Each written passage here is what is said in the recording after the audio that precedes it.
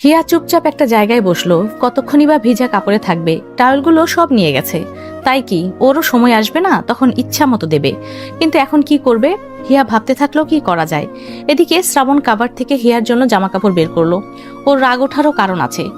সেই কখন থেকে ওর জন্য অপেক্ষা করছিল, সে আসেনি। শেষমেশ দেখলো আরেক রুমে গিয়ে ঘুমিয়ে পড়েছে। শ্রাবণ হিয়ার জামা কাপড় আর টাওয়েল নিয়ে বসে রইল। হিয়া ওয়াশরুমে বসে ফোন দিয়াচ্ছিল। এর একটু পরেই উঠে দাঁড়িয়ে ওয়াশরুমের দরজা ধাক্কাতে ধাক্কাতে নাটক করে বলে উঠল, এই যে শুনুন না, একটু খুলুন, আমার শরীর খুব খারাপ লাগছে, একটু খুলুন না। শ্রাবণ হিয়ার শরীর খারাপ শুনে চট করে উঠে ওয়াশরুমের দরজা খুলে দিয়ে দাঁড়ালো। হিয়া ভাবতে পারেনি সাথে সাথে দরজা খুলে দেবে, তাই ফিক করে হেসে দিল। শ্রাবণ ভুরু উঠিয়ে বলে উঠল, কি হয়েছে? কই শরীর খারাপ? তুমি দেখি হাসছো। হাসছি তো কি হয়েছে, আমার জামা কাপড় দিন। দেব না? তাহলে হাতে রেখেছেন কেন? দিন। শ্রাবণ আবারও ওয়াশরুমে দরজা চাপিয়ে দিয়ে বলল, থাকো, তোমাকে বাইরে বের করবো না। তুমি যে পর্যন্ত সরি না বলবে সেই পর্যন্ত খুলবো না। খুব বীর দেখিয়ে তো গিয়েছিলে আম্মু রুমে ঘুমাতে। আমি দেখবো আম্মু তোমাকে এখন কিভাবে বাঁচাতে আসে। আরে তোমাকে তখন বলেছি যে ভালোবেসেছিলাম একটা মেয়েকে, সেটা প্রায় 1.5 বছর আগের কথা। সেটা নিয়ে এমন জেদ করার কি আছে? আর তোমাকে কি কম ভালোবাসি? হ্যাঁ। হিয়া এই শুনে আবারও দরজা ধাক্কালো। বলল, সরি, আর বলবো না। প্লিজ দরজাটা খুলুন না, আর কখনো এমন বলবো না। এখন আমার জামা কাপড়গুলো দিন। শ্রাবণ দরজাটা খুললো। হিয়া বলল, আমি আর বলবো না, আমার জামা কাপড়গুলো দিন। শ্রাবণ কি যেন ভেবে বলে উঠল, দেব, তবে একটা শর্তে। হিয়া কপাল কোসকালো। কি শর্ত? যদি জামা কাপড়গুলো দেই তাহলে আমি পরিয়ে দেব, আর না হলে এভাবেই থাকবে। হিয়া বেকায়দায় পড়ে গেল। মনে মনে বলল, লোকটা তো সত্যিই খচ্চর। কিভাবে একটা মানুষের ড্রেস পরিয়ে দেবে? লজ্জা করবে না? একটুও লজ্জা নেই। শ্রাবণ এগিয়ে এসে বলল, কি হলো, শর্ত কি মানবে? না। তাহলে চলে গেলাম। না। তাহলে কাছে এসো, পরিয়ে দেই শাড়ি। হিয়া চোখ নামিয়ে আমতামতা করে বলে উঠল, আমি ভেজা কাপড় ছেড়ে আসছি, এরপর শাড়ি পরিয়ে দেবেন। ঠিক আছে। শ্রাবণ বাদবাকি সব কাপড় দিয়ে গেল, শুধু শাড়ি বাদে। হিয়া ওয়াশরুমে দরজা লাগিয়ে ভেজা কাপড় ছেড়ে ব্লাউজ আর পেটিকোট পরে শরীরে টাওয়েল পেঁচিয়ে বের হলো। শ্রাবণ হিয়ার শাড়ি গলায় পেঁচিয়ে বসে রয়েছে।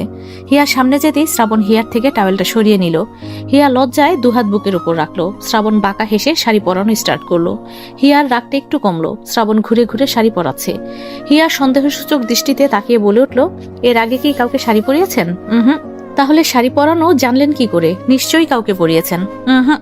কি হুম শুরু করেছেন? হ্যাঁ, বলুন, জানলেন কি করে? তুমি কি পাগল হয়ে গেছো নাকি? কি সব কথা বলছো? শাড়ি পরানো কি এমন কঠিন কাজ যে পারবো না? ভালো করে বলুন। না থাক, দরকার নেই। শ্রাবণ তৎক্ষণাৎ হিয়ার পেটে চিমটি দিয়ে বলে উঠল, কি যে লাগছে তোমাকে! ভেজা চুলে রাগি রাগি মুখশ্রীতে জাস্ট অস্থির লাগছে বৌজান। আগে জানলে এমন করে প্রতিদিন বাচ্চাবে চুবিয়ে রাখতাম। আর তুমি রাগ করে থাকতে আমি সেই সুযোগে শর্ত দিয়ে শাড়ি পরিয়ে দিতাম। হিয়া প্রত্যুত্তরে কিছুই বলল না, শ্রাবণের দিকে তাকিয়ে রইল। যতই রাগ হোক, এই লোকটাকে দেখা তৃষ্ণা মিটবে না ওর। শ্রাবণ শাড়ির আঁচল হিয়ার কাঁধে উঠিয়ে দিয়ে বলল, একটু হাসো। হিয়া মুখ ঘুরিয়ে নিল। শ্রাবণ ঘাড় কাত করে হিয়ার দিকে তাকালো। শ্রাবণের চোখে চোখ পড়তে হিয়া ফট করে হেসে দিল। শ্রাবণ হেসে বলল, আপনার রাগ করতেও দেরি না, আবার হাসতেও দেরি নাই। ওপরে ওপরে রাগ দেখান আর তলে তলে হাসেন। এদিকে কাব্য রুমে এসে বলল, বাবা, ভাইয়া ভাবিকে নিয়ে চলে গেল, খুব রেগে আছে।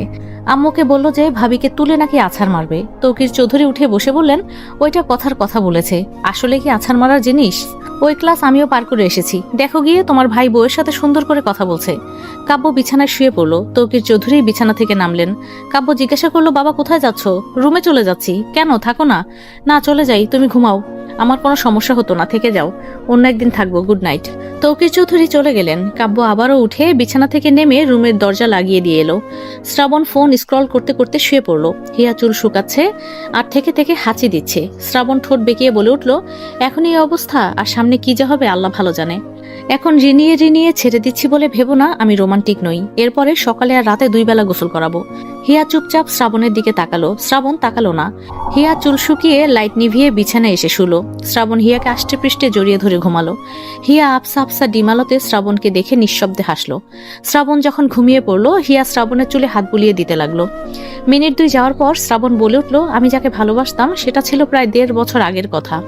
শুধু আমিই বলি যে তাকে ভালোবাসি, আসলে সেই আমাকে বেশি ভালোবাসতো।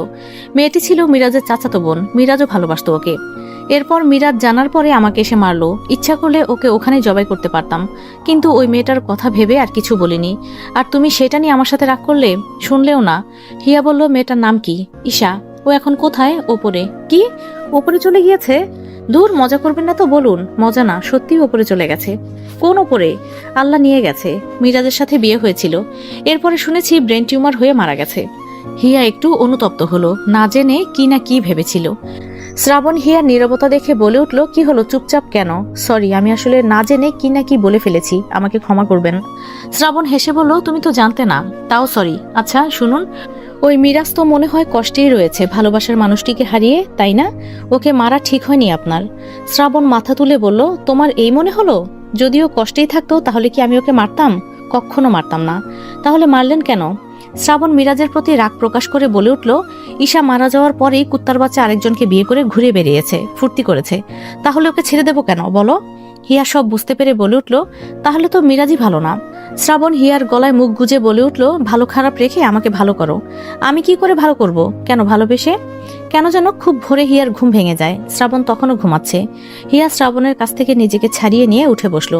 হাত বাড়িয়ে ফোনটা নিয়ে সময় দেখলো, সকাল 6টা বাজে। হিয়া ফোনটা রেখে বিছানা থেকে নেমে ওয়াশরুমে চলে গেল।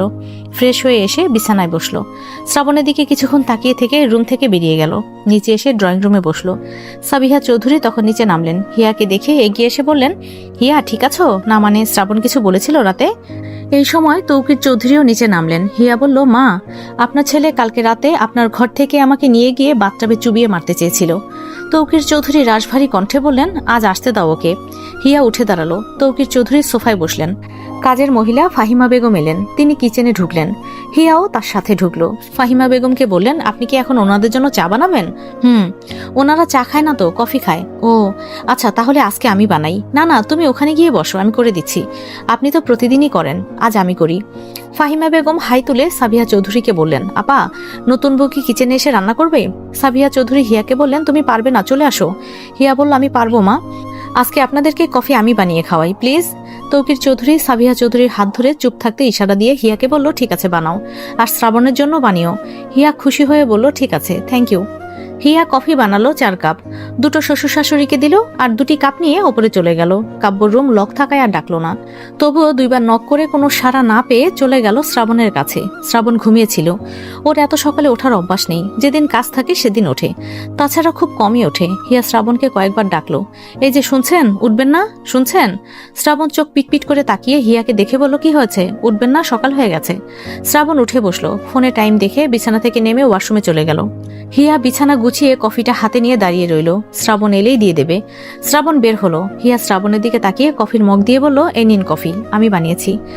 শ্রাবণ ভুরুকুসকে কফির মগ হাতে নিয়ে চুমুক দিল। হালকা হেসে বলল, খুব ভালো হয়েছে। হিয়ার খুশি দেখে কে, অনেক খুশি হয়েছে। ইচ্ছা করছে শ্রাবণকে ধরে কয়েকটা চুমু দিতে, কিন্তু এসব করা যাবে না। রাতে শ্রাবণের থেকে অনেক কষ্টে ছাড়া পেয়েছে, এখন আবার ধরা দিতে চায় না। বেলা 11টা। হিয়া কিচেনে এসে শ্রাবণের জন্য কিছু নাস্তা বানাচ্ছিল। এখন নিচে কেউ নেই বলেই ও কিচেনে ঢুকতে পেরেছে। মন চাচ্ছে একটু পরপর শ্রাবণের জন্য এটা সেটা বানাতে। এর মাঝে কলিং বেল বেজে উঠল। হিয়া হাতটা ধুয়ে সুন্দর করে ঘোমটা দিয়ে বের হলো। মনে করলো শ্বশুর শাশুড়ি এসেছে। হিয়া মেন গেট খুলে দিতেই চোখে পড়লো একটা মেয়েকে। রিয়া এসেছে। হিয়া চিনল না ঠিক। রিয়া হুড়মুড়িয়ে ভেতরে ঢুকে উচ্চ স্বরে সাবিয়া চৌধুরীকে ডাকতে শুরু করলো, মামুনি, মামুনি, কই তুমি মামুনি? কাব্য রিয়ার ডাক শুনে নিচে নামলো। রিয়া কাব্যর কাছে এসে অস্থির কণ্ঠে বলে উঠল, ভাইয়া, মামুনি কোথায়? কেন, কি হয়েছে? আর তোর এই অবস্থা কেন? জানি না, আগে বলো মামুনি কোথায়? বাড়িতে নেই, বাবার সাথে কাজে বেরিয়েছে। কখন আসবে? বিকেল হবে। রিয়া সোফায় বসে পড়লো। হিয়া কাব্যকে ইশারা করলো, কে এটা? কাব্য ইশারা করে ওপরে যেতে বলল। হিয়া আগে সিঁড়ি বেয়ে ওপরে চলে গেল। কাব্য রিয়াকে বসতে বলে ওপরে আসতে নিল। রিয়া পেছন থেকে ডেকে বলল, ভাইয়া, শ্রাবণ ভাইয়া কোথায়? রুমে কাজ করছে। এখন কি কথা বলা যাবে? না, একটু পরে আসিস। আর তুই একটু বস, আমি ফোনটা নিয়ে আম্মুকে কল দিই। ঠিক আছে, যাও। কাব্য চলে যেতেই রিয়া হাত কসলাতে কসলাতে কেঁদে উঠল। তার মামুনি তো কথা দিয়েছিল ওকে ছেলের বউ বানাবে, তাহলে অন্য কেউ বউ হয়ে এলো কেন? হিয়া উপরে এসে কাব্যর রুমের সামনে দাঁড়িয়ে আছে। কাব্য এসে বলল, ভাবি, ও কি তোমাকে কিছু বলেছে? না, ওই মেয়ে এসেই তো মাকে ডাকাডাকি শুরু করে দিয়েছে। আমার সাথে কোনো কথাই হয়নি। ওই মেয়েটা কে ভাইয়া? ও সেই রিয়া, ভাইয়াকে ভালোবাসে। ও আচ্ছা, ভাবি, তুমি রুমে চলে যাও, ভাইয়াকে বলো যে রিয়া এসেছে। হিয়া এসে শ্রাবণকে বলল যে রিয়া এসেছে। শ্রাবণ রাগ করলো না, বরং ঠিক করলো রিয়াকে ভালো করে বোঝাবে। রাগ করলে দেখা যাবে রিয়া ঝোঁকের মাথায় কিছু করে বসবে। শ্রাবণ হিয়াকে রুমে থাকতে বলে চলে গেল। সিঁড়ির নিচে আসতেই কাব্য বলল, ভাইয়া, রিয়া চলে গেছে কেন? আম্মু কল দিয়ে ওকে বলল বাসায় যেতে। আম্মুরাও ফুপির বাসায় যাচ্ছে। ও আচ্ছা। কাব্য সোফায় গিয়ে বসলো। হিয়াও নিচে নেমে এসে সোজা কিচেনে ঢুকলো। সেখানে শ্রাবণের জন্য পায়েস বানিয়েছে। শ্রাবণ হিয়াকে কিচেনে দেখে দাঁড়িয়ে রইল। হিয়া হাড়ি থেকে পায়েসটুকু একটা কাচের পাত্রে ঢেলে রাখলো, সেটা আবার বাদাম দিয়ে ডেকোরেট করতে লাগলো। শ্রাবণ এগিয়ে গেল, হিয়ার কাজ দেখে বলে উঠলো, তুমি রান্না করলে? আপনার জন্য। কিন্তু আমি তো সব মিষ্টি খাই না। খান না, খাবেন এখন থেকে, সমস্যা কি? শ্রাবণ নাকমুখ কুচকালো, সমস্যা নেই, কিন্তু মিষ্টি খেলে মাথা ঘোরে, তাই খেতে পারি না। হিয়া চোখ পাকিয়ে তাকালো আর বলল, খেতে হবে। শ্রাবণ হিয়ার হাত ধরে হেসে বলল, বলছি কি এগুলো না খাই, অন্য মিষ্টি খাই। অন্য মিষ্টি কোথায় পাবেন? কেন, তোমার কাছেই তো আছে। কোথায়? শ্রাবণ বাঁকা হেসে হিয়ার ঠোঁট ইশারা করলো। হিয়া চোখ বড় বড় করে তাকিয়ে মাথা নাড়াতে নাড়াতে পিছিয়ে গেল। শ্রাবণ এগিয়ে গেল, হিয়ার পিঠ দেয়ালে ঠেকে গেল। শ্রাবণ এসে কোনো কথা ছাড়াই হিয়াকে ধরলো।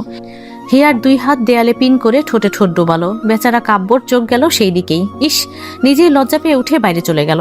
বিড়বিড় করে বলল, মনে হচ্ছে আমাকেও বিয়েটা করে ফেলতে হবে। কাব্য বাইরে এসে দাঁড়িয়ে ফোন স্ক্রল করছিল। ফাহিমা বেগম কাজ করার জন্য ঢুকছিলেন। কাব্য তাকে থামিয়ে বলল পরে যেতে, আর ফাহিমা বেগমকে বাগানের দিকে একটা কাজ দেখিয়ে দিল। আর মনে মনে বলল, আন্টি আপনি কাজ করুন, কিচেনে আমার ভাইয়াও রান্না করুক। বিকেলবেলা শ্রাবণ গিয়েছে সিয়ামকে এয়ারপোর্টে ড্রপ করে দিতে। ও আজ চলে যাবে। এসেছিল 1 সপ্তাহের ছুটি নিয়ে। এদিকে হিয়া ঘুমিয়েছিল একটু, কিন্তু ফোনের রিংটনে ঘুম আর ঘুম রইল না। উঠে বসে ফোনটা চার্জে থেকে খুলে এনে দেখলো আননোন নাম্বার থেকে কল এসেছে। হিয়া কলটা রিসিভ করে কানে নিল। ওপাশ থেকে একটা মেয়ের কণ্ঠ ভেসে এলো, আসসালামু আলাইকুম। হিয়া বলছেন। কণ্ঠটা হিয়ার কাছে একদম অপরিচিত, না ওর ফ্রেন্ড না রিলেটিভস কেউ। হিয়া স্বাভাবিকভাবে উত্তর দিল, আমি হিয়া, আপনি কে? ওপাশ থেকে আর কোনো কথা আসে না। হিয়া আবারও জিজ্ঞাসা করলো, কে বলছেন? মেয়েটি ধীর গলায় বলে উঠল, আমি ঈশা, আপনি আমায় চিনবেন না। আমি একটু শ্রাবণের সাথে কথা বলতে চাই। হিয়া কথাটা শুনে পুরো শকড। উত্তরে কি বলবে ওর জানা নেই, শুধু চোখ দিয়ে পানি টলমল করছে।